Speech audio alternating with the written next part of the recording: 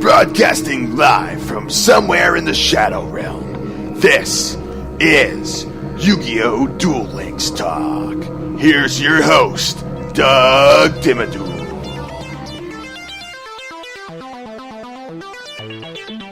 Hey there, and welcome to another episode of YuGiOh Duel Links Talk. Today, we're going to go over a deck that is more suitable for players who are just beginning to play the game of Duel Links and are trying to figure out just a pretty good budget-friendly starter type deck that will be pretty effective while going up against other players casually, or if they're trying to get out of the bronze or silver level within PvP. This deck could actually be pretty effective, and this one's actually floating around right now on the deck board.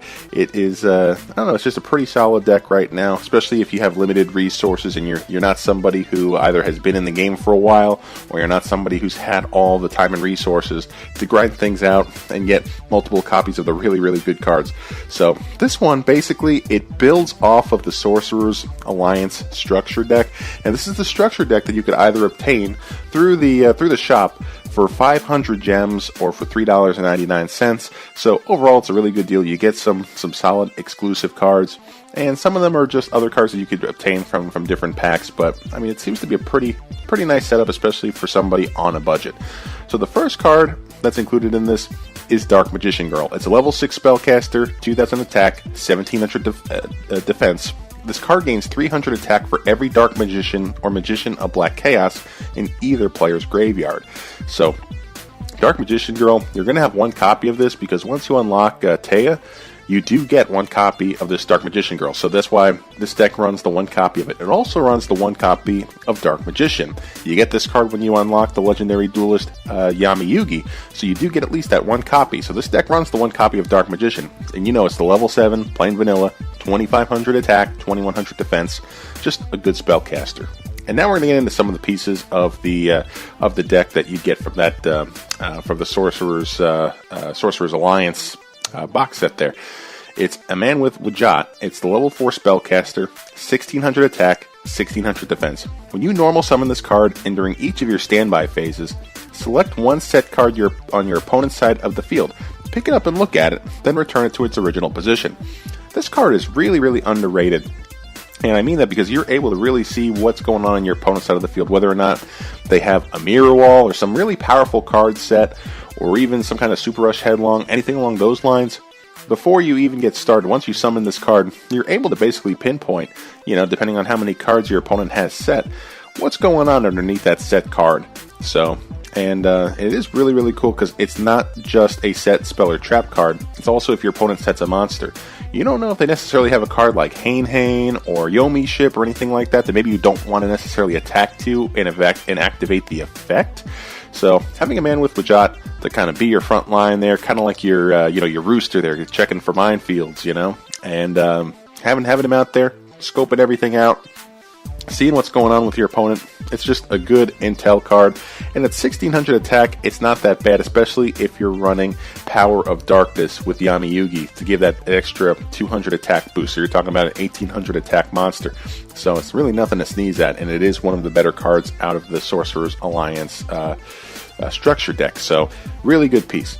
Then you have Magical Undertaker, level 2 spellcaster with a flip effect. Attack 400, defense 400. Its flip effect is you could target one level 4 or lower spellcaster type monster in your graveyard and special summon that target. So this is a good way to help you fill the field with more monsters, possibly getting you set up for a play on your next turn, where you'll be able to tribute over that monster that you bring back out of your graveyard. Because you will have Dark Magician Girl, and you will have Trance the Magician Swordsman, which we'll get into in a second. Because at least with those, they'll only require one tribute.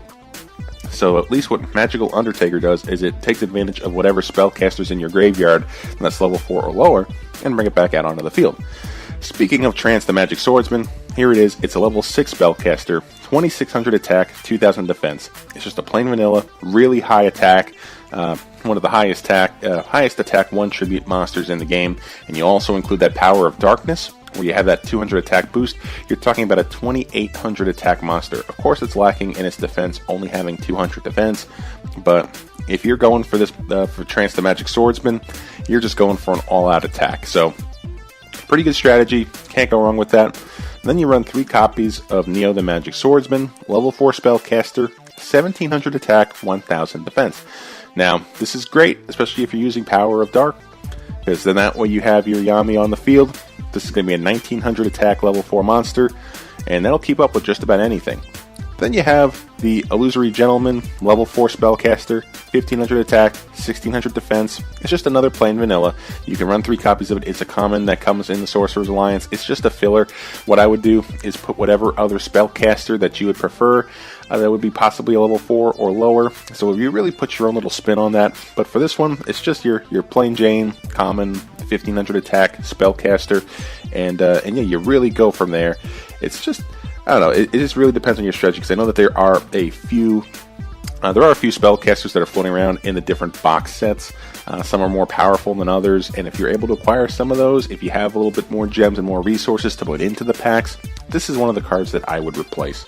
But anyway, it's still pretty good on its own. You leave it in there if you really have no other options at this point, because again, if you're running a deck like this, you're probably trying to keep to a specific budget, or you don't necessarily have the resources yet.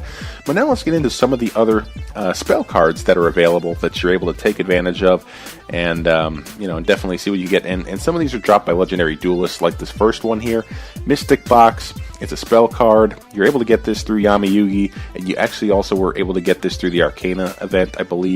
What it does is you target one monster your opponent controls and one monster you control, destroy the first target, then give control of the second target to your opponent. So what I would do is I would use the Illusory Gentleman, or I would flip Magical Undertaker and then give it to my opponent for Mystic Box and then attack into it. So there's a lot of good combo plays you could do with that. This deck only runs 1. It is a very difficult card to get, so you may only have 1 copy. And yeah, you go from there. It's just a really, really good card, and one that fits well into a spellcaster deck like this. Then there's the rare card, Exchange. Both players reveal their hands and add 1 card from each player's hand to their hand. This is a really good disruptor card, especially if you're putting a lot of your resources on the field and you have maybe 1 or 2 cards left in your hand that maybe you're not, wouldn't really be much of an impact to your opponent if they had control of that card. But then you're able to really go into their hand and take something that maybe they were saving for a play later on, or something that they were saving up their sleeve. That's why Exchange is just overall a pretty good card, but you got to be in the right position to utilize it. So that's my only beef on that card. That's why I don't typically run it, but I think in this deck it would go pretty nicely. Then you have Book of Secret Arts. It's an equipped spell card where a spellcaster type monster equipped with this card increases its attack and defense by 300 points. So just a good attack booster overall, and since you got pretty much all spellcasters in this deck, it's going to help every one of your monsters. So really, really cool. Then you have Stop Defense. You select 1 defense position monster on your opponent's side of the field and change it to attack position. So that's a pretty standard card, and especially if your opponent is sending monsters, possibly with a flip effect, I would activate Stop Defense first before you summon a monster on the field. Because say, for example, they have a card like Hane or Gale Lizard, one that after you flip, you return a card back to your opponent's hand. You want them to activate that effect while you have no monsters on the field. So using Stop Defense before you summon your monster, it'll pretty much just, totally ruin their strategy or totally ruin their thought process with their flip effects. So that's why I do like this card. You just got to use it the right way. Be able to play that card in the right order. Next, you have Magicians Unite. This card you're able to obtain, I believe, through the Card Trader. It's a common. If you control 2 or more attack position spellcaster type monsters, target one of them. Its attack becomes 3,000 until the end of this turn. Also, for the rest of this turn, after this card resolves, other spellcaster type monsters you control cannot attack. So say, for example, you end up having just your Magical Undertaker on the field in defense position with some spellcasters in the graveyard. At the beginning of your turn, flip your Magical Undertaker to attack position, fish out one of your level 4 spellcasters from the graveyard, so you got 2 of them on the field. Then you activate Magicians Unite and give one of them that 3,000 attack, and you could run over just about any of your opponent's monsters if they don't have an overly powerful deck, and you could really take advantage of this card in that with that strategy. So it is a really good card if the situation works well. That's why Magical Undertaker is a great card for that combo. Next you have Raimi. This is just kind of looks like a fill-in card. I wouldn't necessarily add this because all it does is decrease your opponent's life points by 300 points. again, this would be good in a situation if you're using Exchange and Raimi is the only card that is in your hand aside from Exchange, then yeah, okay, I can see where you're going there. Next, you have a trap card, Inspiration. It's a super rare out of one of the more recent box sets where you target one face-up monster you control and it gains 700 attack until the end of this turn. So, this card does really work well. Inspiration is a good trap card.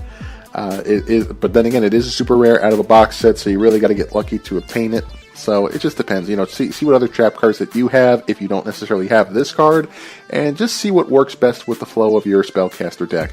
But the last card we have here is Rope of Life. It's a rare trap card where when a monster is destroyed by battle and sent to your graveyard, discard your entire hand. You must have a minimum of one card, and then target one of those monsters. Special summon it, and if you do, it gains 800 attack. So, say for example, your Dark Magician Girl gets destroyed. It's got that 2,000 attack. Maybe it got destroyed by a Summoned Skull or something with like a 2,500 attack. Okay, what you do is you activate your Rope of Life. You discard whatever's in your hand. Bring your Dark Magician Girl back out, and boom, now it's got a 2,800 attack to get over your opponent's Summoned Skull on your next turn. So this card really sets you up for kind of like more of a last resort kind of play, but it works out really well in certain situations. But that 800 attack boost almost makes it absolutely worth it. Because say you have a book of secret arts in your hand, or you have a stop defense in your hand, you got stuff like that you're not really going to be using. And even if you do, the effects are going to be minimal. It's worth discarding those to use Rope of Life. So that's why this card is a very, very underrated card, and it works unbelievably well in this deck, and really just about any deck for that matter. This is a really good card, especially if you don't have a lot of the other more meta traps and spell cards. This is a really good trap card to run. So overall, this deck looks really solid, and it's one that you can make on a budget. There's a few changes that you can make depending on what cards you have available, but overall, it's just a really sound foundation. It's one that could start getting you into the more competitive play. It will make you get into some of those PvP matchups, and hopefully kind of start climbing your way, out of rookie, out of bronze, hopefully into silver. This is just a really, really, really good deck for beginners, and because you have all the pieces there via the structure deck and via the legendary duelist, at least a lot of those core pieces, you're able to make a lot of good stuff happen using this. So, but anyway, that's kind of it for my analysis on this deck. I think it's a really good starting point. If you have any similar deck builds, or if you have another deck build that is just really good for being on a tight budget, or a deck that's really good for people who are just getting into Duel Links, I'd love to hear about your opinions, your thoughts, your deck builds. Feel free to reach out to me on Twitter at YuGiOh Deck Talk. It's all one word, at YuGiOh Deck Talk, and I'd love to bring it up in a future podcast episode. But anyway, that's it for today's episode. Thanks again for tuning in, and we'll see you next time. Take care.